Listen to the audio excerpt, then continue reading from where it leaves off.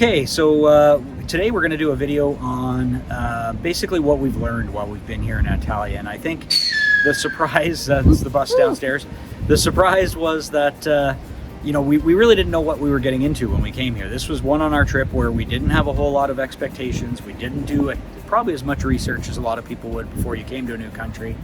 So we weren't sure what to expect, but I think we've learned quite a few things in the process. And what we thought we wanted to do was just kind of go through and give you some of the highlights, the top things that we've learned, just in case you make your way this way, and then you've got a little bit of a base behind you of information. So let's hope that works, and let's go.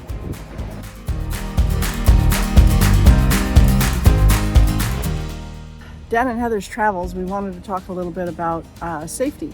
And since we've been here in Antalya, Turkey, we have felt very safe. We have not been out terribly late, but we are living pretty much on a main street.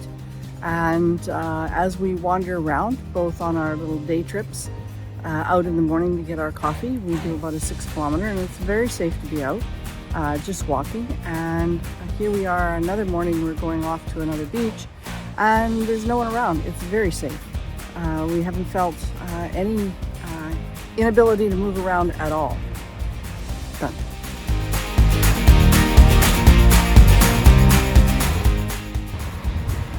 Okay, let's talk about animals here. So the animals are everywhere. There's lots of street animals, cats and dogs. Pretty much everywhere we go, you're surrounded by them. But it's a bit different than we've seen in other countries, like in Mexico and stuff.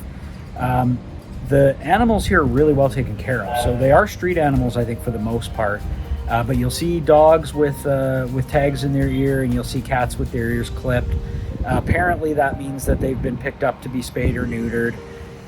Which is obviously a good thing for the population. None of the animals are aggressive. I think that's because they're all extremely well fed. So whether it's the shop owners at all the stores or the restaurant owners at all the restaurants, everyone that we see feeds a local group of cats and dogs that are around them. Every shop seems to have a handful of local animals that are around it, which is pretty cool. So I don't know, I'm sure there's pros and cons to stray animals everywhere, but when I compare it to home, it actually seems pretty darn good here. Like I expected that to be something kind of weird or maybe feel sorry for the animals, but out of, I don't know, we've probably seen 1,000 animals since we've been here. The worst thing I've seen is 2 or 3 that were kind of fat. But for the rest of them, they look really good. They don't look, they don't look like they're diseased or uncared for or anything. It looks pretty good. So again, I'm no expert on it, but from my point of view, it looks like all the animals are really taken care of. And from a tourist or a visitor point of view, it's pretty cool. We get to see little kittens a lot of the time, and all of the dogs are super friendly, and there's a bunch of really cool ones on the street. So it's I don't know, it's been really neat. I think as far as Turkey goes, it's really cool. The other thing I think though that I should mention is the people not only take care of them, but it's also a culturally part of it here. Like we've been to restaurants where you see, you're sitting 2 tables away from a kind of a tough looking guy that's smoking and kind of looks like he can be a biker. And 2 or 3 seconds later, he's feeding a group of 2 or 3 kittens, and he's making sure that the big ones and the little ones all get the same amount of food and that sort of thing. Not what you'd expect from a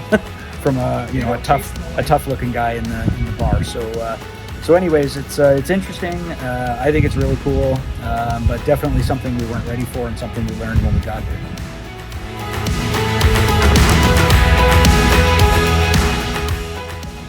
We heard a couple of different things about taking taxis here before we arrived, both from bloggers that we follow and people we know. And we were pretty much prepared for anything as far as taxis went. As far as taxis go, we've taken quite a few taxis when we've had various trips to Mexico, and I guess that's what we were thinking we would compare them to. But gotta admit, here in Turkey, the taxis have been quite wonderful. Every taxi that we've climbed into has automatically and quite quickly turned on the meter, which weirdly shows up in the rearview mirror. Taxis are quite clean and very easy to get. There seem to be taxi stands, every couple of blocks Or when we were out in Comyalty, just keep walking until you find a taxi button. And lo and behold, a taxi will appear. They're spotlessly clean on the outside. What they don't seem to have here in Turkey at all is ride shares. So we have had to use the taxis, and probably half a dozen times now. We haven't used any of the tram system, but taxis a lot because there is no ride shares at all. Maybe you can pre-book a taxi, but when we leave, when the time comes, we're just going to walk across the street half a block and drag our suitcases along with us until we find the closest taxi stand, and off we go to the airport.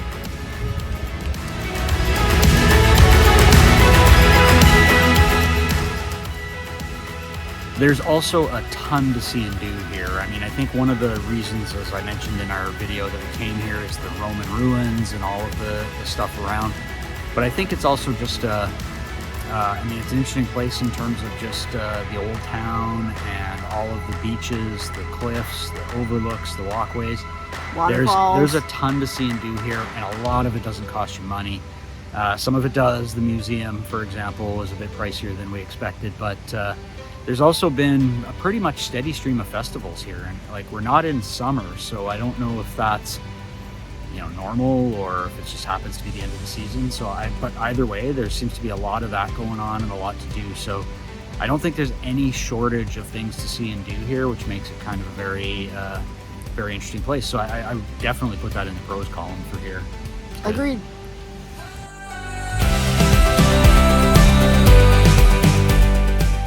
We've traversed quite a few sidewalks while we've been here. We're living on kind of a main street, so a lot of our time is spent on the sidewalk on the main street, which is actually pretty wide and is mostly easy to maneuver. Some of the side streets, when we get back in behind our Airbnb, are somewhat like alleys. But on our main sidewalks, you have to be really kind of aware, because the sidewalks, you can come across mopeds, pedal bikes, trikes, kind of like a little quad trike. You can also run into cars, and the cars use them as traversing from the tram street onto the sidewalk to get into the parking lots. And you can also have some trucks, both delivery trucks, van trucks. You never know what to expect. A lot of the scooters and the mopeds are actually electric, so they're really quiet. Dan tends to walk on the inside for me because I tend to drift back and forth and mostly have a hard time just even noticing that there's something coming up behind us. But it is a bit of a challenge, but it has kind of been fun.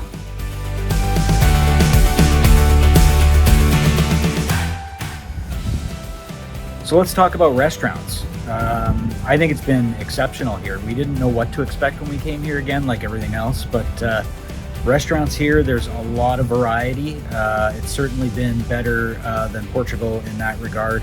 A lot of variety, and the food's really been pretty good and mostly economical. You saw in our video on pricing kind of where they stand. So a little bit cheaper than Canada, not outrageously cheaper than Canada, but a little bit better.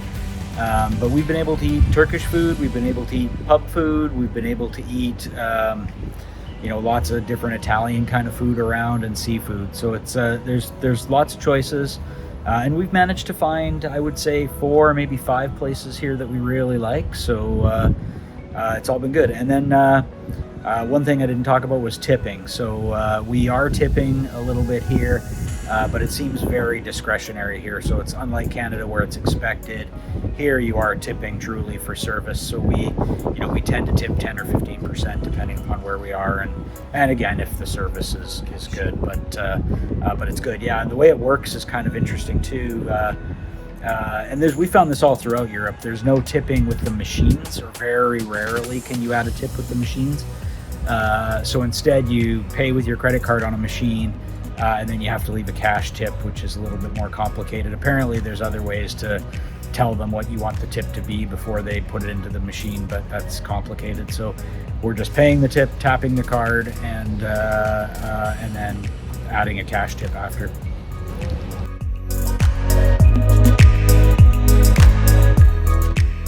Hi, we wanted to do a quick update on the weather. As you can see behind us is absolutely glorious blue day. When we first got here about 6 weeks ago, the average we were running into 30, 32 degrees.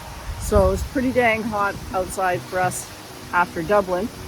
But we managed to go out first thing in the morning. So since then, it's been absolutely gorgeous, up in around 30 every day, up to about 5 days ago. On the weekend, we had kind of a big wind blow in and it's dropped the temperature. So going into our last couple of weeks, we're down to about the mid-20s and about 15 overnight. So very, very pleasant. We've had maybe an afternoon of a couple of sprinklings of rain while we've been here, and that's it. So beautiful weather.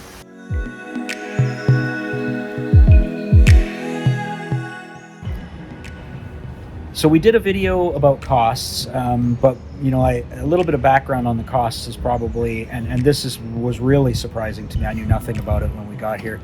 Is just a little bit of the backstory of the inflation and the foreign exchange rates here. It has been a rough ride for Turkey for the last couple of years. So I'm going to go in and give you a little bit of the background on that just for a minute or two here, so everybody has an idea of what to expect if you're coming to visit. Okay, so we all know how bad inflation has been kind of around the world, but and honestly, when you sit in Canada or the U.S. or lots of countries around Europe, you think it's incredibly volatile as well. But I had no idea how incredibly volatile it is in Turkey, and you can see here in the 5-year inflation chart just how crazy it went sort of in 2022. And how all over the map it has been here. And I think that's largely been a response to interest rates, and you know, you can Google the reasons for it. But it is crazy, and I mean, it's really got to be incredibly hard on the population here to manage around that level of inflation. So I can see how it's definitely been an issue. But you know, so what have we learned about inflation here? Well, one, that the numbers really surged. And have been incredibly volatile, very up and down, and very hard to plan around. And not surprisingly then, if you look at the Canadian dollar to the Turkish lira chart over the last 5 years, you'll see some similar patterns there in terms of the weakening of the Turkish lira relative to the Canadian dollar and a whole lot of other currencies. Obviously, the Canadian dollar is not super strong against other currencies as well through this period. So there's a little bit of that factoring into the equation here. But even with the relatively stronger Canadian dollar, I don't think it's actually made up for the differences here.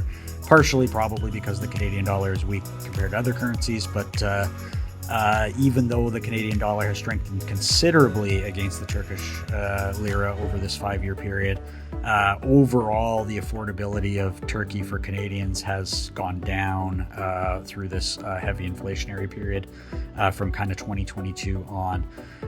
Still a good deal, don't get me wrong. It's cheaper than a lot of other places you could travel, and certainly I think better value, which we'll talk about a lot in our wrap video. But I think it's interesting to kind of just look at the Big Mac index, which is kind of the for me a very telling statistic, the cost of a Big Mac in different countries around the world. If you look at Canada on the Big Mac index, if this brings everything back to US dollars, you can see that the Big Mac index in 2023 was $5.25. Things went up into 2024 through the first 6 months to $5.52. Increase, but not necessarily a staggering increase, probably the increase that all of us would expect to have seen in that.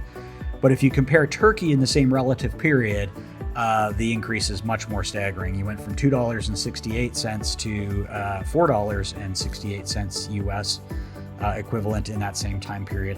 That is a massive jump in the price of a burger, but you can equate that to a lot of other things in the economy. And certainly that holds true, as we said in our cost video, looking at the pictures of menus from a year ago to the menus today and seeing the change in prices here in Turkey. Big changes. We've also noticed most of the menus here now are either written in like non-permanent marker or don't have prices on them at all, and you have to go to a website to see the prices. Either way, it's been a big factor here and something we definitely did not understand very well until we actually got here.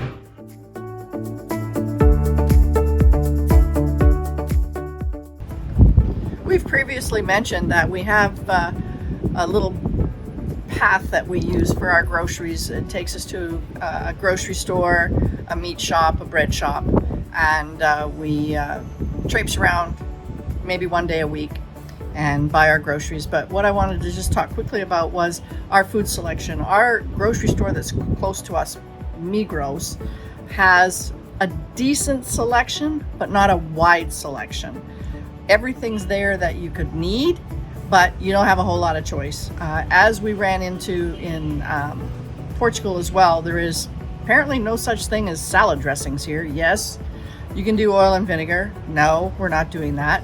I happen to like my salad dressings, but there are not a lot of other pre-made, I don't know how to describe it, pre-made foods. Certainly not in the freezer and fridge section, which doesn't help us at all anyway because we don't have an oven. But for processed foods, there's not a huge amount of choice. But again, everything you basically need is in the grocery store, just not a whole lot of choice.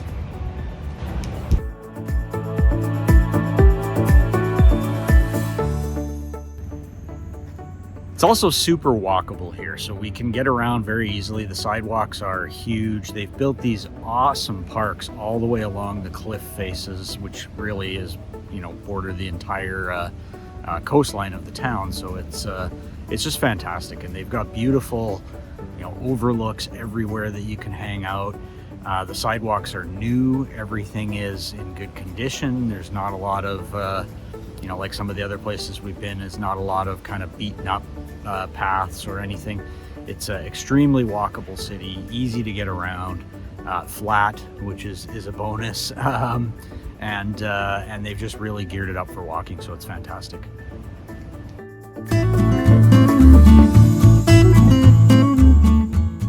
We wanted to take just a minute and talk about bugs. We've been sitting on our patio a lot. We've been sitting outside at restaurant patios a lot, and we haven't had wasps, we haven't had hornets, we have had flies. And what we've noticed is really big bags of fly catchers, somewhat like the wasp catchers we have in our backyards in Alberta. But here they're really big. But we haven't had any other issues. When we sit on our patio at night, nothing. No flies on our patio. In fact, no flies on our patio, no moths, no nothing up there. And also when we're sitting out on any of our patios or any of the patios having morning coffee. I'm not going to say bug-free, but could. Certainly none of the bad ones. No mosquitoes, no wasps, none of the mosquitoes. Really bad ones. Flies are manageable, but yeah, the rest is non-existent. So it's great.